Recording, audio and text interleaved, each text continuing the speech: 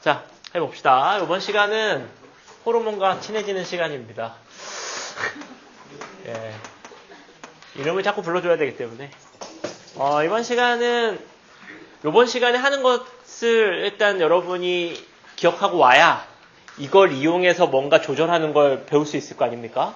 그죠? 최소한 어디서 분배되고 이름이 뭐고 하는 일이 뭔지 요거에 대한 거는 이번 시간에 제가 한 시간에 이걸 다 하는 게 조금 빠르긴 한데 근데 어쩔 수 없기 때문에 쭉 가고 여러분이 조금 있다가 다시 할 때는 다 안다는 전제하에 제가 약자들을 써가면서 조금 빠르게 진행할 거예요. 그러니까는 기억하고 오세요, 요거.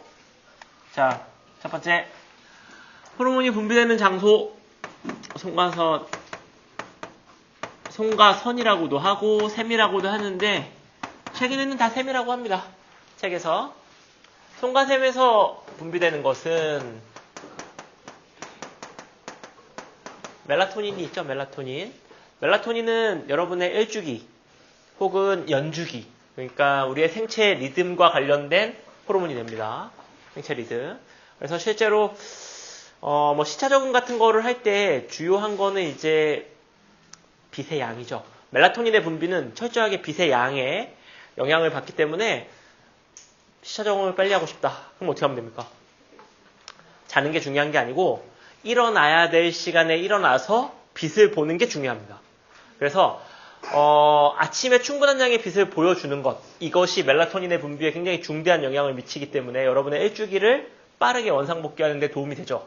그래서 실제로 여러분의 일주기가 이제 이게 일정하게 24시간의 주기를 가져줘야 되는데 여러분이 일주기를 트는 행동들을 하면 예를 들어서 밤에 늦잠을 잔다거나 아침에 늦잠을 잔다거나 낮에 긴 잠을 자서 밤잠처럼 착각을 하게 만든다거나 기타 등등 여러 가지 것들이 있죠. 주말에 가서 자는 시간이 새벽 3시에 자고 아침에 일어나서 늦게 일어나서 밥 먹고 또 자고 이렇게 하면 일주기가 깨지거든요. 그러면 피로가 풀리는 게 아니고 훨씬 더 피곤해져요. 그런 상태에서 빠르게 돌아오는 방법은 아침에 일어나야 될 시간에 일어나서 충분한 양의 빛을 쬐어주는 겁니다. 그래서 이 한낮에 태양을 형상화하는 등을 팔아요. 한 5,000룩스, 6,000룩스짜리 요만한 등. 그래서 이거를 아침에 이렇게 눈앞에다 쬐어주면 잠이 좀 빨리 깬다. 이런 게 있죠. 진짜로 그럴지 모르겠는데 일단 도움이 되는 건 맞습니다. 요거 그냥 상식적으로 알아두시면 되고 그 다음에 시상하부가 있습니다. 이거 지금 다 뇌입니다. 뇌. 시상하부는 뭐를 분비하냐면 CRH, TRH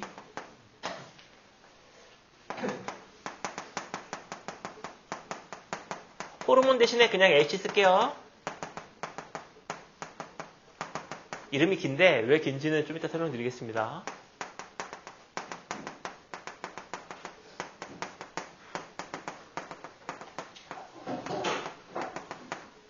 이게 뭔지도 이 뒤에 거 설명하고 말씀드릴게요. 자, 여기 보면 부신 겉질 자극 호르몬을 방출하게 해주는 호르몬 이란 얘기입니다. 이것도 갑상샘 자극 호르몬을 나오게 해주는 호르몬 이란 얘기죠. 그러니까 이 CRH나 TRH라고 하는 이 호르몬들은 직접 무슨 일을 하는 게 아니고 이 하위 기관을 조절하는 호르몬입니다. 이 아래 무슨 기관이 있는데 그 기관의 분비를 촉진할지 억제할지를 조절하는 호르몬을 방출하는 거야. 그죠?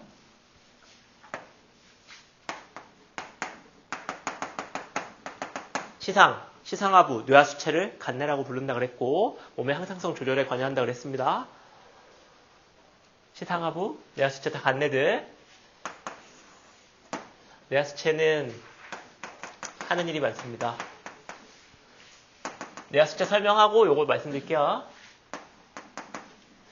뇌하수체는 두 가지의 부분으로 구성되어 있어요. 전엽과 후엽. 이게 뭔 차이냐면은 큰 차이가 있어요. 큰 차이. 뭔 차이가 있냐면 우리가 이제 이런 식으로 그리는데 여기가 시상이고 시상 아래쪽이니까 시상하부입니다. 시상 아래쪽. 시상 위쪽은 시상 상부겠죠. 네. 근데 시상 상부는 별로 다루지 않는 게 시상 하부는 호르몬을 조절하는 여러 가지 것들이 많이 나오는데 시상 상부는 이렇게 여러분 수준에서 특별하게 뭔가 다루지 않기 때문에 용어가 없는 거지. 그 다음에 시상 하부 밑에 뇌하수체가 있고 뇌하수체는 두 가지 부분이 있어요. 전엽과 후엽. 앞뒤가 있는데 이 앞뒤는 그냥 얼굴 쪽, 뭐 뒤통수 쪽 이렇게 구분한다기보다는 구조가 달라. 뭐가 다르냐면 여기가 이제 후엽이고요. 여기가 전엽인데 뭔 차이냐면 후엽은 호르몬을 직접 만드는 것이 아닙니다. 시상하부에서 신경이 이렇게 내려와 있었죠. 시상하부에서 여기서 호르몬을 만들어요. 신경전달 물질을 만들어. 그래서 이 신경전달 물질을 후엽에서 보관하고 있다가 혈관으로 분비하는 겁니다. 그러니까 이게 뭐냐면은 앞에서 얘기했던 요거 있죠, 요거. 신경 내분비 신호전달 경로. 이겁니다, 후엽은. 그러니까 시상하부에서 뇌하수체 후엽까지 신경이 이렇게 뻗어 있고요. 여기서 신경전달 물질을 만들어. 그걸 저장하고 있다가 호르몬처럼 쓰는 겁니다. 후엽은. 근데 전엽은 전형적인 요 내분비 신호전달 경로를 따릅니다. 그러니까 여기 이 세포에서 자체적으로 호르몬들을 만들어서 혈관으로 분비하는 그와 같은 구조죠. 그래서 전엽과 후엽은 아예 구조 자체가 틀려요. 잘 기억해 두시고 후엽은 시상하부와 물리적으로 연결되어 있을 수밖에 없겠죠. 왜냐하면 신경이 내려와 있어야 되니까. 그림을 이렇게 그리든 연결되어 있으면 후엽, 떨어져 있으면 전엽입니다. 후엽에서 뭐가 분비되냐? 몇 개 안 돼요, 근데. 저도 기억하는데 뭐 여러분은 기억 더 잘하겠죠. 첫 번째, 옥시토신이 있습니다. 여러분들 호르몬의 이름을 대충 기억하시면 안 돼요. 이거 다 고유명사들이기 때문에 뭐 토시 하나 틀리면 틀립니다. 이해할 수 있죠? 고유명사니까. 최양석과 최양속은 다르잖아요. 다른 자가. 그러니까는 이게 정확하게 기억하셔야 됩니다. 옥시토신이 하는 일은 가장 유명한 게 이제 자궁을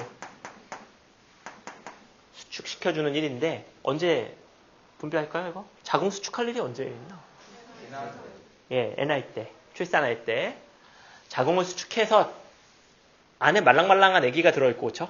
그래서 자궁을 꾹 짜서 아기가 밀려 나오게 하는 구조죠, 출산이라는 게. 그치? 그때 분비가 되고, 또 옥시토신은 뭐에도 관여하냐면 안정감, 신뢰, 행복 뭐 이런 거에도 관여 있어요. 그래서 옥시토신이 출산할 때 옥시토신이 많이 분비돼서 보통 때보다 이제 어떤 신뢰할 수 있는 몸 상태가 되는데 그때 아기를 딱 봐. 그럼 아기가 엄청 사랑스럽겠죠. 이해할 수 있겠습니까? 예. 그리고 이런 거는 이제 그 처음 만나는 연인 사이에서도 분비가 되면 이 사람을 좀 믿을 수 있겠다. 이 사람 괜찮네? 이런 느낌을 줄 때 관여하는 호르몬인데 이게 알려지면서 팔아요, 이거. 옥시토신. 그 아마존 같은 데 들어가면은 팔아요. 옥시토신 스프레이가 있습니다. 따로 요만하게. 한 10만 원 정도 해, 또. 가격을 안다는 건 제가 찾아봤다는 얘기겠죠.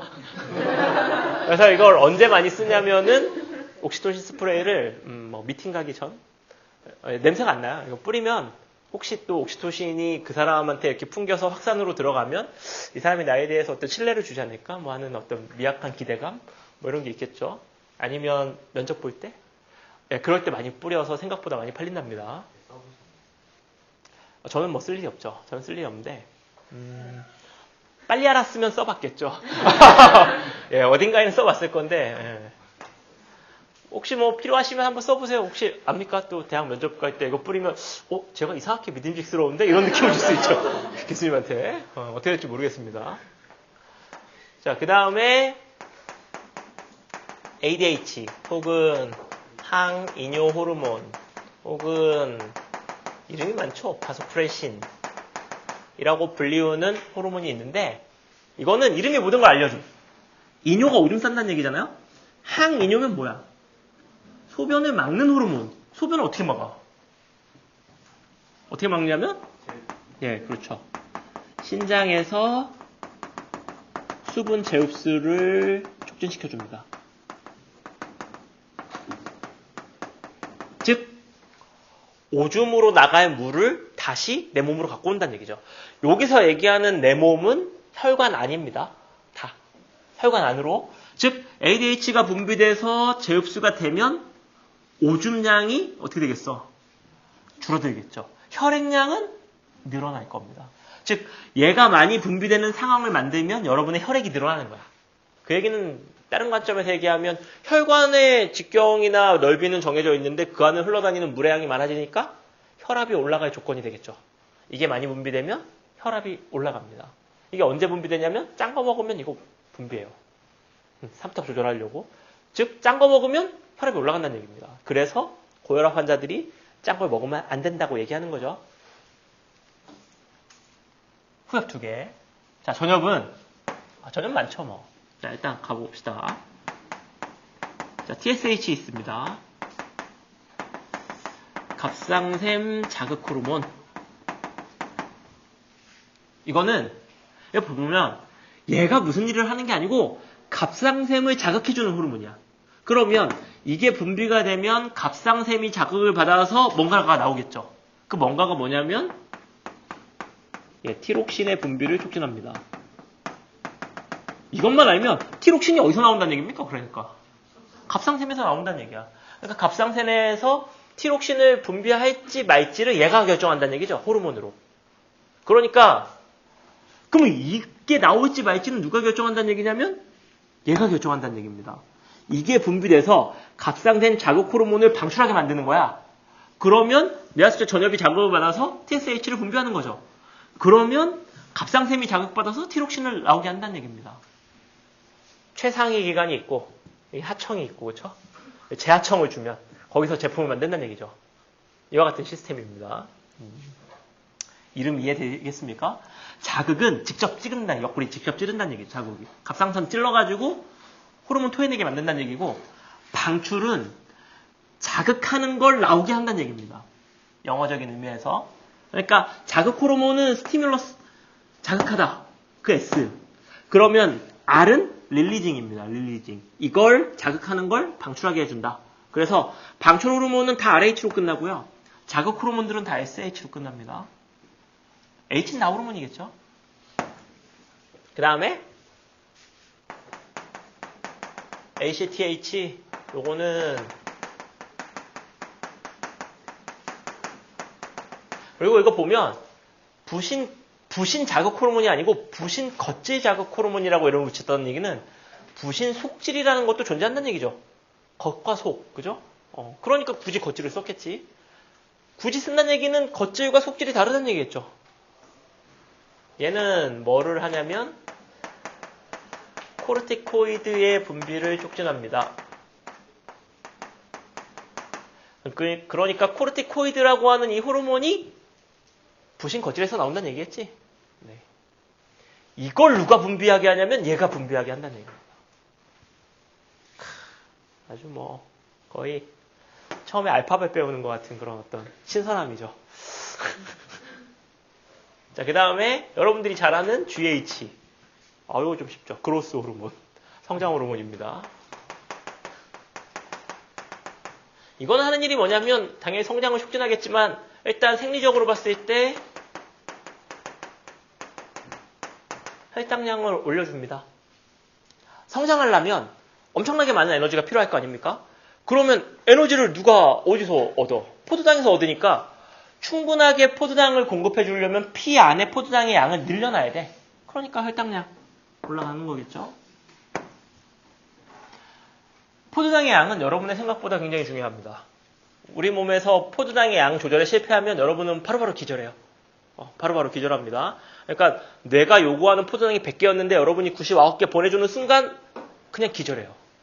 언제까지? 100개 보내줄 때까지. 그러니까 혈당량 조절은 여러분의 상상보다 굉장히 중요하고 빨리 조절해야 됩니다. 그죠? 차차 말씀드릴게요, 또. 그 다음에, 요런 게 있어요. 이거, FSH가 여포 자극 호르몬, LH가 황체 형성 호르몬인데, 요건 제가 시간 여유 있을 때 훨씬 더 자세하게 설명드릴 텐데, 지금은 간단하게만 말씀드릴게요. 자, 우리가 이제, 맨날 이렇게 그리는 거 아니겠습니까? 여기 난소가 있고 자궁이 있고 질이 있죠. 이게 이제 이 안에 그리고 상식적으로 알고 계시면 이게 이렇게 맨날 이렇게 그려가지고 뱃속에 이렇게 들어있는 거 있잖아요. 이렇게 근데 이렇게 들어있어요, 이렇게. 얘가 이렇게 누워있습니다, 이렇게. 자궁이 이렇게 누워있고, 요 밑에 방광이 있고. 그러니까 아기가 자랄 때 이게 이렇게 늘어나거든요, 이렇게. 그럼 밑에 방광을 짓눌러서 아기가, 방광의 부피가 작아지기 때문에 임신 후반기가 되면 화장실을 굉장히 자주 가죠. 구조적으로. 근데 중요한 건 그게 아니고, 여기 보면 난소 안에 난자를 주머니로 싸고 있는 여포라는 거가 존재합니다. 난자가 있고 배란이라고 하는 게 난자가 나오는 거잖아요. 이 난자를 둘러싸고 있는 주머니 형태의 작은 여포가 많은데 이걸 엄마 뱃속에서 충분하게 만들어서 갖고 태어나요. 여자들이 평생 난자 몇 개나 쓸 거야? 난자 몇 개나 쓰지? 엄마 뱃속에서 나올 때는 한 100만 개쯤 갖고 태어납니다. 여자 난자 몇 개 쓰나? 여자 가임 기간이 몇 년이야? 한 50년, 넉넉 잡고 50년이라고 치고, 그쵸. 50년이 실제로 안 되겠지만, 그쵸. 한 열 몇 살부터 한 60 몇 살까지, 넉넉 잡고, 50년이라고 치고, 한 달에 한 개 나오면은, 600개면 됩니다, 600개. 얼마 안 쓰죠, 난자. 그러니까 갖고 태어날 수 있지. 그래서 한 100만 개쯤 갖고 태어나고, 사춘기가 되면은 한 10만 개쯤으로 줍니다. 거기서 몇 개만 쓰는 거야. 이렇게 쭉 있는데 여포들이 이제 미니어처처럼 이렇게 작게 이렇게 쭉 있습니다. 근데 생리할 때가 되면 뇌에서 여포 자극 호르몬을 분비합니다. 그럼 어떻게 되겠습니까? 이렇게 있으면 이렇게 작았다가 이게 이렇게 발달을 합니다. 이 많은 것 중에 선택받은 뭔가가 어떻게 선택받는지 모르겠지만 선택받은 아이 여포가 성숙해요. 이렇게. 그래서 여포의 성숙을 촉진하는 게 여포 자극 호르몬이고 여포가 성숙되는 과정에서 이 여포에서 뭐가 나오냐면은 에스트로겐이 분비됩니다. 요 부분은 뒤에서 자세히 말씀드릴게요. 일단 지금 이 호르몬에 관련된 것만 잠깐 기억해 두세요. 여포가 성숙을 하면서 에스트로겐이 분비가 됩니다.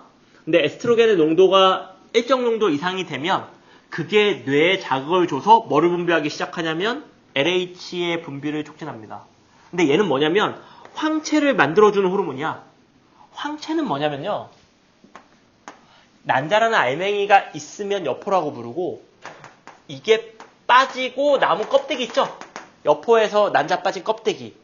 이걸 황체라고 부릅니다.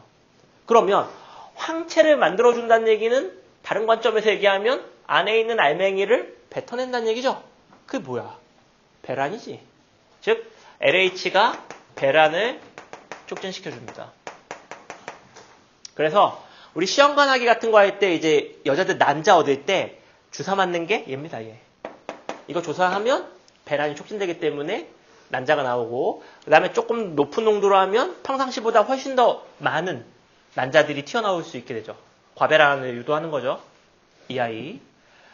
그러고 나면 어떻게 되냐면 잘 봐.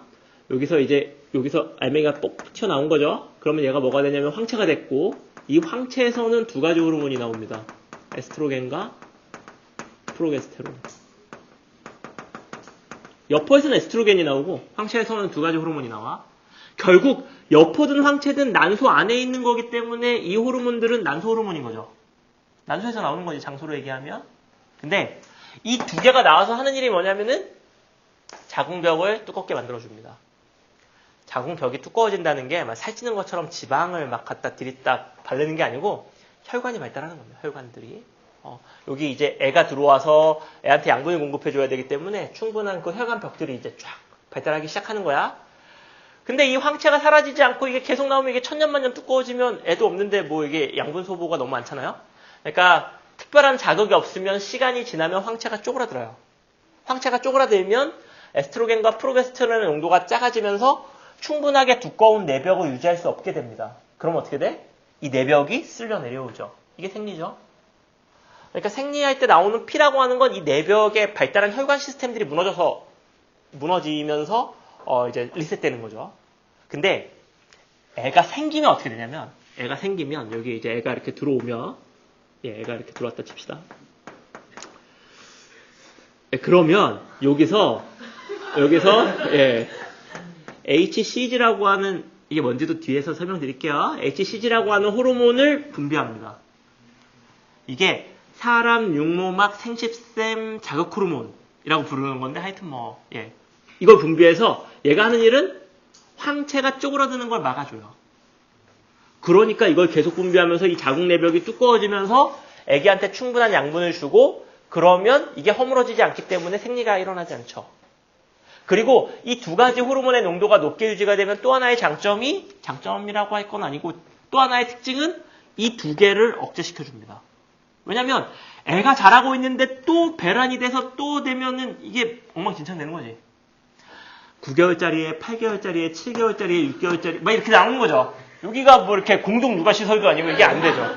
그러니까는 하나가 다 자라기 전에 또 다른 배란이 되면 안 되기 때문에 그걸 차단하는 거야. 이 높은 농도의 호르몬들이. 그래서 이 두 개를 막죠. 그러니까 여포가 자라지도 않고 배란도 안 됩니다. 그래서 생리 안 하고 배란 안 하는 상태에서 임신이 유지가 되는 거죠. 임신 진단 테스터기는 이 호르몬을 검사하는 겁니다. 이 호르몬. 딱 애가 생겨야만 만들어지는 이 호르몬을. 그래서 사람들이 알았지. 이거 두 개가 높아지면 얘네가 안 나와? 그럼 배란이 안 돼? 그럼 임신 못 하겠네? 그게 여성들이 먹는 피임약의 원리입니다. 요거 먹는 거야, 요거. 그래서 이거 안 되게 하는 거죠. 그러니까 원천적으로 난자가 안 나오는데 어떻게 임신을 할 수 있겠습니까? 그렇죠? 그러니까는 이와 같은 방식으로 피임이 조절이 되는 거고 고등학교 애들은 피임에 쓴다기보다는 생리 날짜를 조절하는 데 많이 쓰죠. 조절할 수 있습니다. 먹으면 자궁 내벽이 허물어지지 않겠죠. 그 얘기는 생리 날짜를 내 맘대로 조절할 수 있다는 얘기입니다. 다음 주 금요일날 생리해야지? 그러면 약을 먹어, 오늘부터. 약을 먹고 목요일날 약을 끊으면 됩니다. 그러면 높은 농도로 유지됐던 애것들이 약을 안 먹어서 사라지면 이 내벽을 유지할 수 없고 그러면 나오게 되겠죠, 생리가. 그럼 반대로 면접 날짜 근처가 생리 날이야. 근데 그날 생리하면 나 면접 못 볼 것 같아. 그럼 어떻게 해? 그 전에 약을 먹으면 됩니다. 그래서 자궁 내벽을 두껍게 유지하고 면접 다 끝났을 때 약을 끊으면 되죠. 간단한 겁니다. 궁금하시면 오세요. 제가 날짜를 지정해서 상세하게 설명을 드리겠습니다. 예. 예전에 여고했을 때는 이런 거 상담 많이 해드렸는데 왜냐면 이게 굉장히 중요한 문제거든요. 이게 굉장히 인생을 결정, 특히 수능 앞두고 이렇게 또 맞물리면 굉장히 힘들기 때문에 또 이게 또 아픈 애들은 또 그날 또 아파하면 인상 찌그리고 막 면접 가서 막 힘들잖아요. 그러니까는 자, 요 자세한 얘기는 제가 또 시험 끝나고 나서 자세하게 설명드릴게요. 디테일한 얘기들이 좀 많이 있습니다. 네. 자, 요거 전역과 후역 기억할 수 있죠? 이게 다 뇌죠, 지금. 뇌 밑으로 내려와 볼게요. 뇌 밑에서 호르몬이 여기 지금 위부터 내려오는 거야? 위에서 내려오면 제일 먼저 호르몬이 나오는 기관이 여기입니다. 여기 목에 뭐가 있냐면은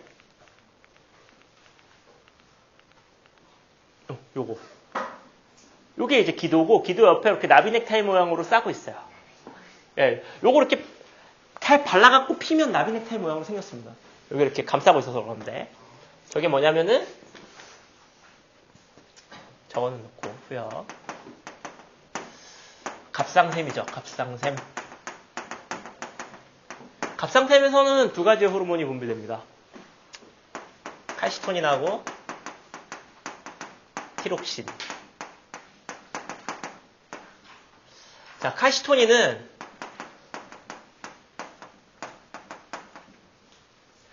지금 얘기하는 모든 것들은 다 피 속에 있는 농도를 기준으로 합니다. 혈당, 피 속에 있는 포도당의 양. 몸 전체 포도당의 양이 아니야. 피 속에 있는 포도당의 양.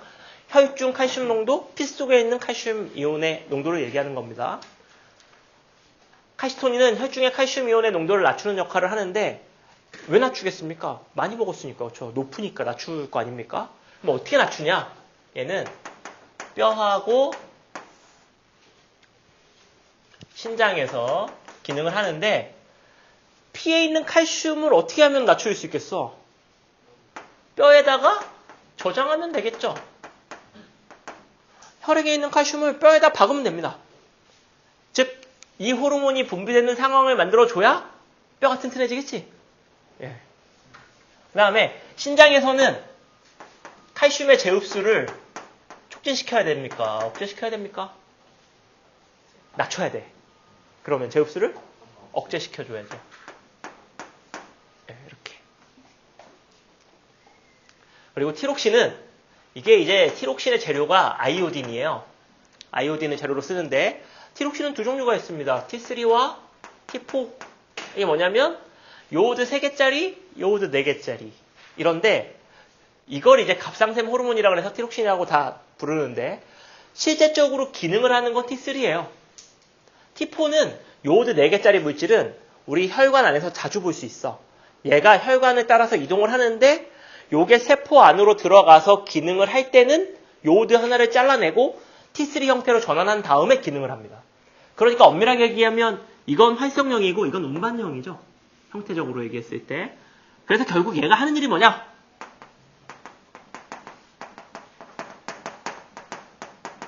물질 대사를 촉진시켜줍니다. 어떤 형태로 많이 하냐면은 나트륨 칼륨 펌프의 활성과 수를 조절해요. 그래서 티록신이 분비되면 에너지 소모량이 많아집니다. 에너지 소모가 많다는 얘기는 열을 많이 만들어낸다는 얘기입니다. 그만큼. 그래서 여러분들 중에 뭐 겨울에도 반팔 입을 수 있다. 그 얘기는 티록신의 농도가 빵빵하다. 라는 얘기했죠. 겨울에 반팔 입고 다니시는 분들 있죠. 그런 분들은 티록신이 좀 많이 나온다. 그리고 티록신이 좀 많이 분비된다는 얘기는 어떤 얘기냐면은 물질대사가 촉진돼서 에너지 소모량이 많아진다는 얘기니까 조금 더 먹어도 살이 좀 덜 찐다. 뭐 그런 의미겠죠. 이게 잘 분비 안 된다. 열을 잘 못 만들어낸다. 추위를 많이 탈 수 있다. 근데 이 정상 범위를 벗어나면 문제가 되는 거죠. 티록신이 많이 나와도 문제고 적게 나와도 문제가 됩니다. 그건 다음 시간에 설명드리고요. 그 다음에 여기 보면 여기 이 전체가 갑상샘이거든요. 갑상샘에 강낭콩처럼 박혀있는 거 있죠? 이쪽에 2개 박혀있으면 이쪽에도 2개 박혀있겠죠. 갑상샘을 티로이드 글랜드 이렇게 표현하는데 파라자가 붙으면 접두어 파라가 붙으면 근처란 얘기지. 파라티로이드면 갑상선 근처에 있는 샘. 그래서 이거를 우리나라 말로 부갑상샘이라고 부릅니다.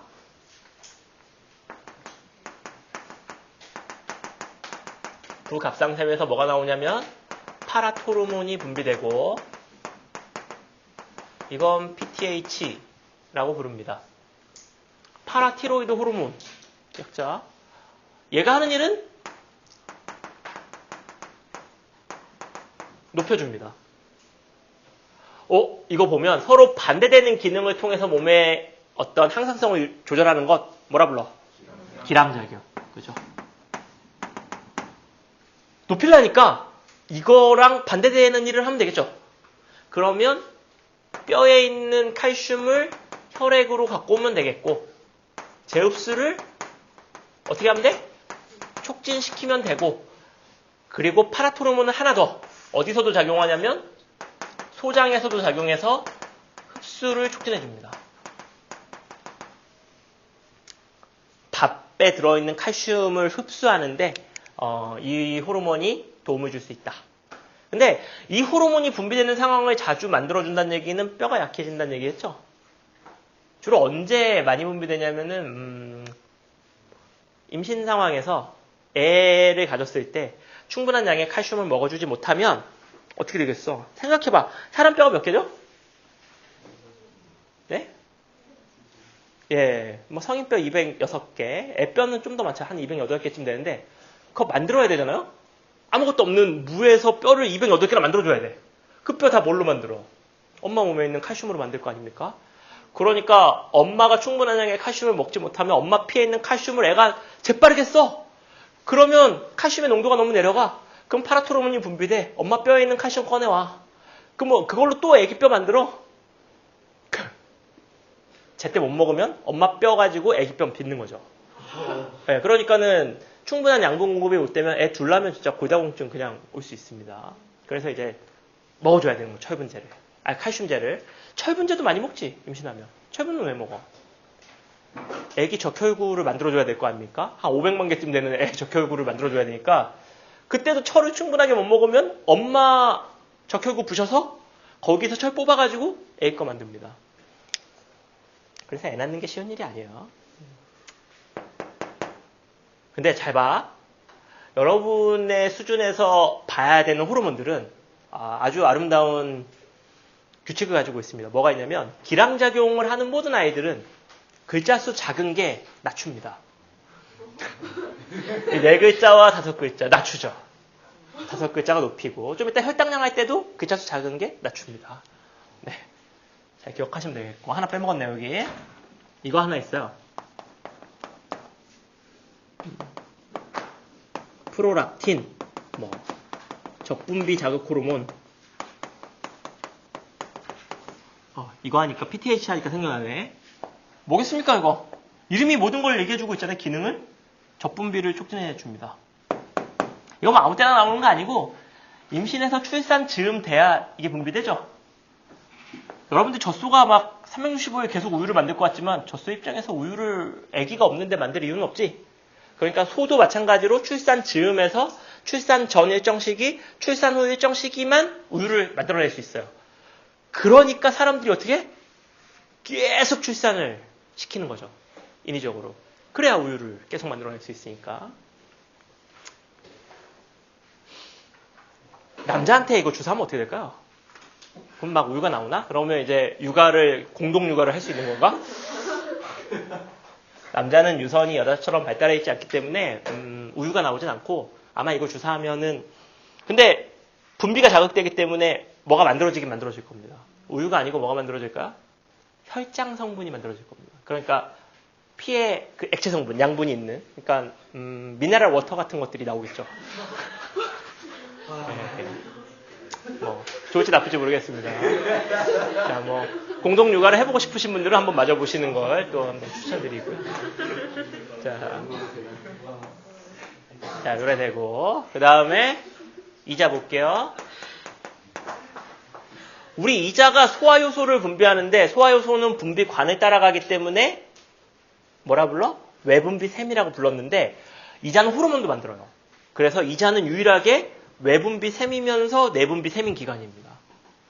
이자에서 만들어지는 호르몬은 2가지가 있어요.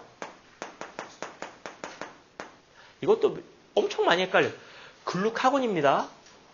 글리코젠하고 이상하게 혼합어가 많이 생겨요. 예, 글루카젠, 글리카곤, 이상한 것들이 많은데 정확하게. 자, 요것도 기량작용합니다. 그리고 혈당량과 관련되어 있습니다. 그러면 아까 얘기했죠? 글자수 작은 게 낮춘다. 그럼 얘가 혈당량을 낮춥니다.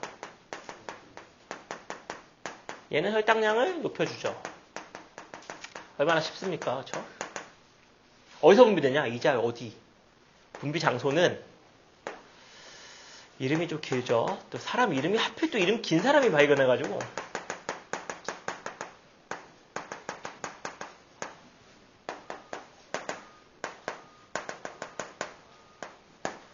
랑게란스가 사람 이름이죠. 그리고 섬은 현미경으로 보면 이 분비하는 장소가 이렇게 현미경으로 단면을 잘라서 보면 이렇게 여기가 색깔이 좀 달라요. 그래서 이걸 발견한 사람이 이걸 봤을 때 바다에 떠있는 섬 같다. 그래서 이름이 섬세포야. 그래서 영어 이름이 랑게란스 아일랜드 셀이죠. 예, 그냥 랑게란스가 발견한 섬세포. 근데 이 섬의 구성을 봤더니 2가지 형태의 세포가 있더라. 크기가 크고 숫자가 좀 적은 게 있고 숫자가 많고 크기가 좀 작은 게 있더라. 그래서 크기가 큰 걸 알파세포, 크기가 작은 걸 베타세포라고 이름 짓고 놨더니 알파세포에서는 요게 분비되고 베타세포에서는 요게 분비되더라. 요거 알아낸 거죠. 그리고 혈당량 조절은 굉장히 빠르고 민감하게 조절돼야 된다 그랬죠. 그래서 이런 것들은 상위 호르몬이 분비돼서 이걸 조절하잖아요.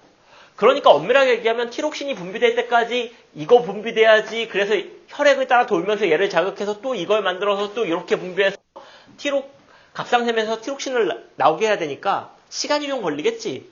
근데 혈당량을 그런 식으로 조절하면 쓰러집니다. 어디서 쓰러질지 몰라. 차 타고 가다 쓰러지면 어떡해. 운전하고 있는데 갑자기 픽 의식이 가는 거잖아. 그러니까는 이거는 굉장히 빠르게 조절할 필요가 있기 때문에 신경이 직접 관여합니다. 얘는. 근데 신경이 관여하는데 여러분은 신경 써본 적이 없지? 그럼 뭐야? 자율신경계가 관여한다는 얘기고 그 얘기는 교감 아니면 부교감이 관여한다는 얘기입니다. 그럼 뭐냐? 이거는 교감신경이, 요거는 부교감신경이 관여합니다. 근데 이것도 복잡할 것 같은데 쉬워요. 잘 봐. 이 교감, 부교감 이름 잘 지었어. 언제나 쓸 때는 뭐부터 쓴다? 교감부터. 그죠? 교감, 부교감. 그리고 이게 A, B잖아요. 알파, 베타가. A, B 그냥 쓰는 거야. 그리고 글자 수의 합을 맞추면 됩니다. 6글자. 2글자, 4글자, 3글자, 3글자 이렇게 맞추면 되죠. 예, 예. 이게 할 말이 많아요. 이 교감이. 교감 기억하시죠? 교감 아들 기억하고 계시죠? 예, 예. 네, 그거랑 같이 맞물려서 겸사겸사 알고 계시면 도움이 될 겁니다. 그리고 글루카곤은 어떤 방식으로 혈당량을 올리냐? 이거는 간이나 근육에 있는 글리코젠을 포도당으로 바꿔줍니다. 그러니까 포도당이 생겼지? 그러니까 혈당량이 올라가는 거고, 인슐린은 포도당을 글리코젠으로 바꿔줍니다. 근데 이렇게 해서는 여러분이 먹은 밥에 전부를 글리코젠으로 바꿀 수가 없어요. 글리코젠 양이 얼마 안 되거든요. 그러니까 어떤 식으로 인슐린은 혈당량을 낮추냐면 포도당을 세포 안으로 다 집어넣어 줍니다. 그러니까 혈당량이 확 떨어질 수 있는 거예요. 인슐린이 분비가 되면. 그럼 반대로 인슐린이 제대로 분비가 안 되면 뭐가 문제냐면은 혈관에 포도당이 엄청나게 많아. 근데 이게 세포 안으로 안 들어와. 그러니까 혈당량이 높아서 제흡수해도 안 되니까 오줌으로 질질 셀 만큼 포도당이 혈관 속에 많지만 세포 각각은 포도당을 못 받아서 굶어 죽는 거죠. 이게 당뇨죠. 그러니까 혈액이 잘 공급이 안 되는 손끝, 발끝부터 세포들이 죽기 시작하고 그러니까 당뇨병이 심해지면 뭐 손이 썩네, 발이 썩네 이런 얘기가 나오는 거죠. 근데 어떻게 인슐린은 포도당을 세포 안으로 갖고 오는가 보면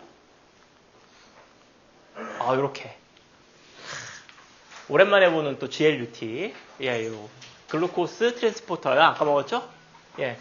요게 이제 포도당 촉진확산 통로가 이렇게 세포에 있는데 요게 숫자가 많지 않아요, 평상시에. 근데 인슐린이 분비가 돼서 인슐린 수용체에 달라붙으면 대사성 경로를 통해서 막 활성화시키면 이 세포들이 뭘 갖고 있냐면 인슐린이 와서 활성화돼가지고 그때 전사하고 번역해서 수용체 만들고 그걸 보내기엔 너무 늦어. 그러니까 어떻게 하고 있냐면 소낭에다가 이 GLUT를 담은 소낭을 잔뜩 갖고 있어요. 그래서 인슐린이 달라붙으면 변화를 유발해서 이 소낭이 막과 융합을 합니다. 그럼 어떻게 돼요? 순식간에 GLUT 수용체들이 쫙 늘어나겠죠. 그러면 촉진확산 구멍들이 많아지니까 순식간에 포도당이 안으로 빨려 들어올 겁니다. 이와 같은 방식으로 혈관에 있는 포도당을 세포 안으로 넣어줄 수가 있습니다. 빠르게. 이제 거의 끝났습니다. 뭐 굉장히 많이 한 것 같지만 몇 개 안 돼요.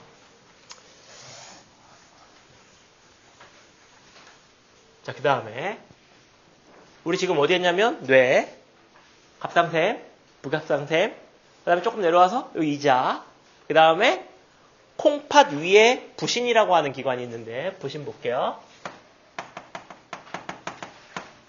부신은 겉질과 속질이 있습니다. 겉질은 다른 말로 피질이라 부릅니다. 속질은 다른 말로 수질이라 부릅니다. 겉질은 아까 뭐라 그랬냐면 ACT 이거 누가 자극을 받냐면 ACTH의 자극을 받으면 부신 겉질이 자극을 받아서 코르티코이드가 분비된다고 그랬는데 그 코르티코이드가 두 종류가 있습니다. 이게 뭐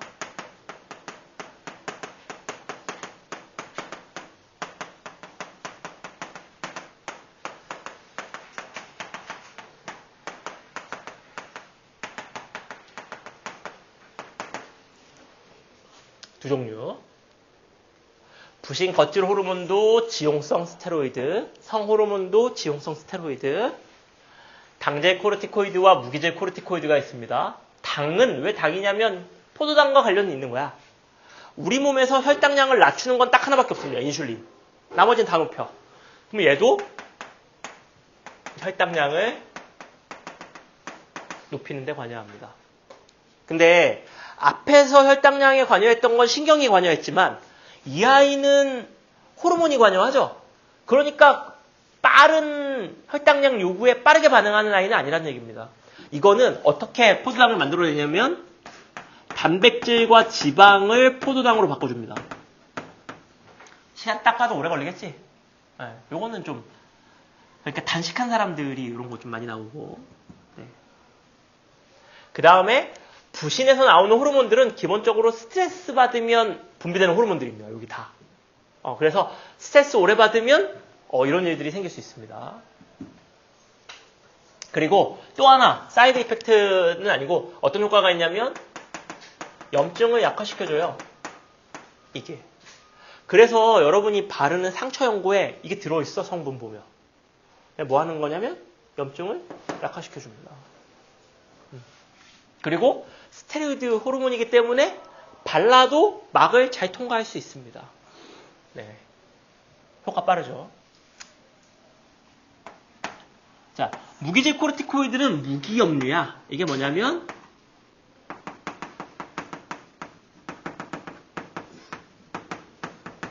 나트륨의 제흡수를 촉진시켜줍니다. 다르죠? 근데 얘네가 스트레스 호르몬이라고 그랬잖아요. 스트레스 받으면 생기는 거. 그러니까 스트레스를 받으면 염증 반응이 약화된다는 얘기는 좋은 얘기가 아닙니다. 이게 면역 능력을 떨어뜨린다는 얘기입니다. 그러니까 스트레스를 오래 받으면 면역력이 떨어지고 스트레스를 오래 받으면 나트륨의 제흡수가 계속 일상화되면 나트륨이 제흡수되면 피의 농도가 올라갈 거고 그러면 아까 얘기했던 ADH가 분비되겠죠. 그러면 혈액량이 늘어나면서 혈압이 올라갈 겁니다. 이게 스트레스를 장기적으로 받았을 때 면역력이 떨어지고 고혈압이 발생할 수 있는 근거가 됩니다.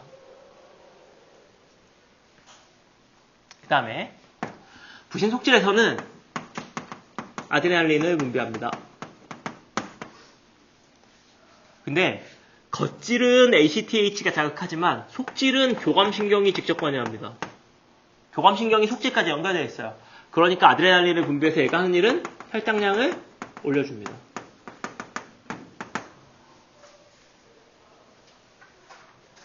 교감신경이 작용하면 이자의 알파세포를 자극해서 글루카곤을 분비하게 해서 혈당량을 올리고 부신 속질을 자극해서 아드레날린을 분비해서 혈당량을 올리고 그죠?